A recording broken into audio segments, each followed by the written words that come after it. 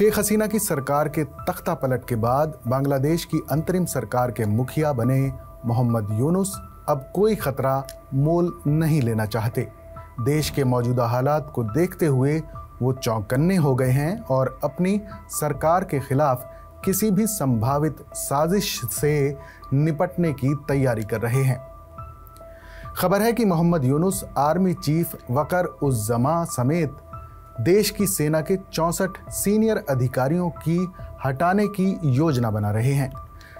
ये दावा किसी विश्वसनीय सूत्र के हवाले से लंबे समय से भारत में स्वनिर्वासन में रह रही बांग्लादेश की लेखिका तस्लीमा नसरीन ने किया है। तस्लीमा नसरीन ने सोशल मीडिया प्लेटफॉर्म एक्स पर लिखा कि एक भरोसेमंद सूत्र का कहना है कि यूनुस 3872 सैन्य कर्मियों के साथ साथ मुख्य सेना अधिकारी समेत 64 वरिष्ठ सैन्य अधिकारियों को उनके पदों से हटाना चाहते हैं। बांग्लादेश में मौजूदा हालात को लेकर तस्लीमा लगातार पोस्ट लिख रही हैं। उन्होंने आवामी लीग की student wing, Bangladesh student league यानी BSL पर बैन लगाए जाने को लेकर भी मोहम्मद यूनुस को निशाने पर लिया। तस्लीमा ने एक दूसरी पोस्ट में लिखा, मिस्टर यूनुस पागल हो रहे हैं।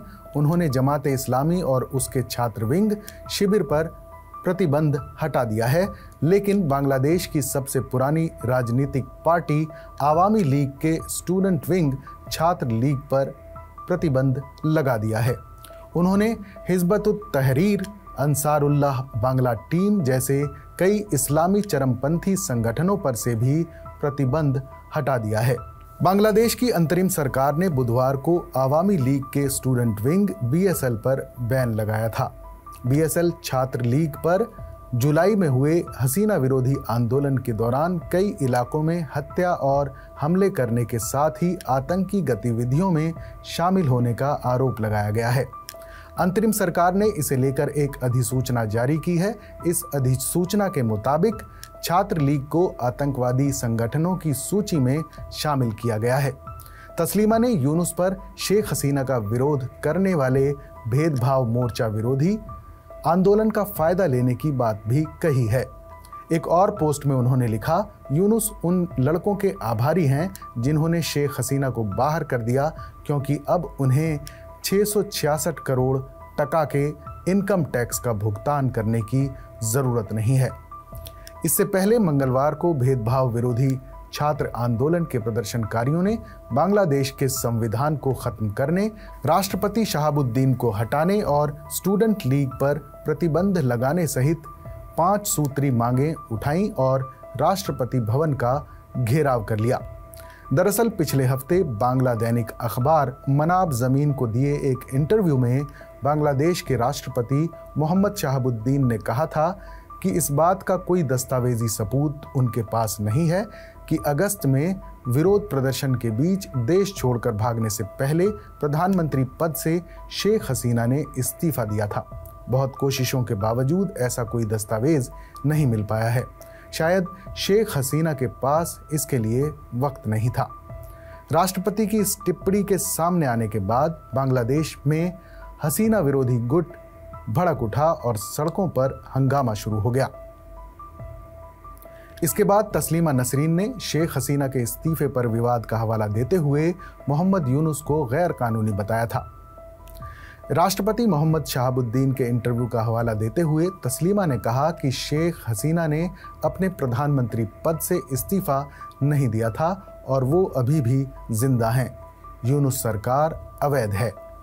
इसे लेकर पिछले कुछ दिनों से चर्चा जारी है और कयास लगाए जा रहे हैं कि मोहम्मद यूनुस की अंतरिम सरकार बांग्लादेश के राष्ट्रपति को बाहर करना चाहती है और सेना प्रमुख भी उनके रडार पर हैं।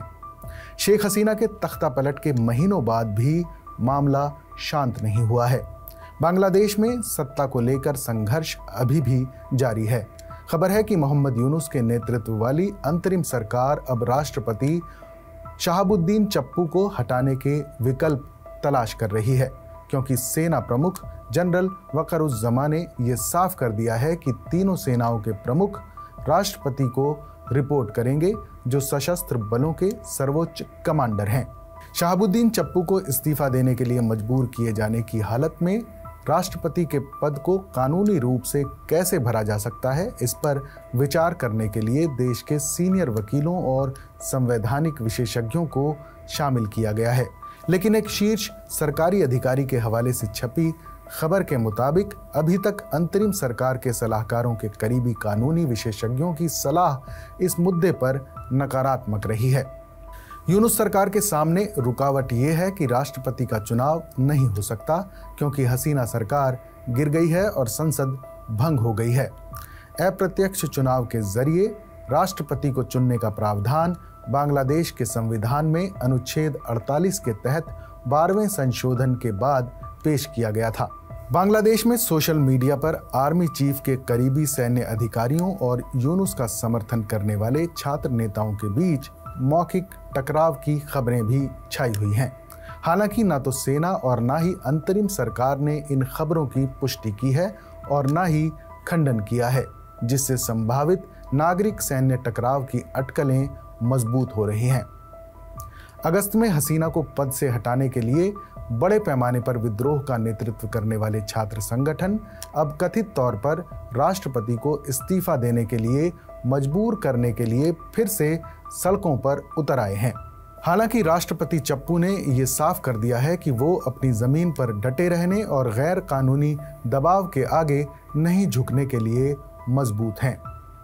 ऐसे कयास लगाए जा रहे हैं कि छात्र समूह, जिन्हें यूनुस ने शेख हसीना विरोधी विद्रोह का मास्टरमाइंड बताया है, वो शहाबुद्दीन चप्पू को उसी तरह पद से हटाना चाहते हैं जिस तरह उन्होंने सुप्रीम कोर्ट के मुख्य न्यायाधीश और उनकी अपीलीय पीठ को इस्तीफा देने के लिए मजबूर किया था।